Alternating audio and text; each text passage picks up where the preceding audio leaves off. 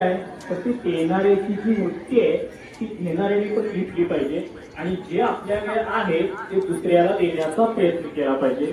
म्हणून मी तो उभा आहे. जे माझ्याकडे आहे ते तुम्हाला देण्यासाठी उभा आहे. खरं तर मग आता त्याच्या परिस्थितीनुसार त्याच्या कल्पनेनुसार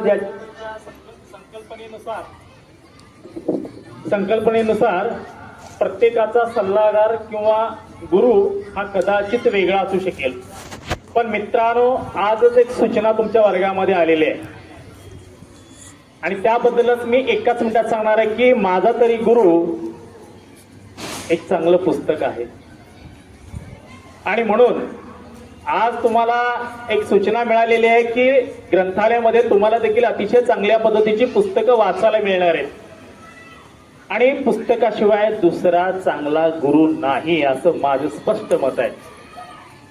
व्यक्तीची मतं ही व्यक्तिनिष्ठ असतात, परिस्थितीनुसार बदलू शकतात.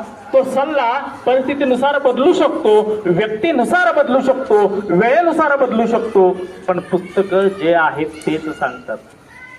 त्यामुळे पुस्तकाशिवाय चांगला गुरु नाहीच, पुस्तकाशिवाय चांगला मित्र आपल्याला की वाचनासाठी आपल्याला पुस्तकं मिळणार आहेत. खरं तर मीच सोलापूर सरांना खूप दिवसापासून विनंती करत होतो.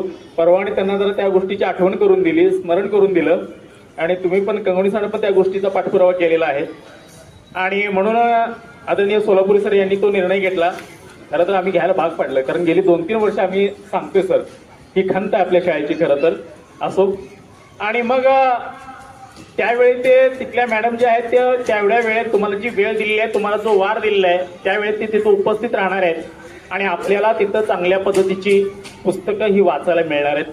तुम्ही प्रत्येकानं ती पुस्तकं घेतली पाहिजेत, आपल्या नावावर पुस्तकं वाचली पाहिजेत.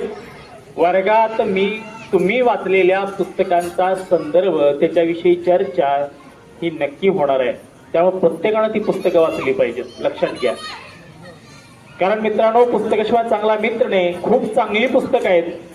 तुम्हाला जर घडायचं असेल तर पुस्तकांना गुरु माना आणि ती तुमच्या सोबत ठेवा, वाचा.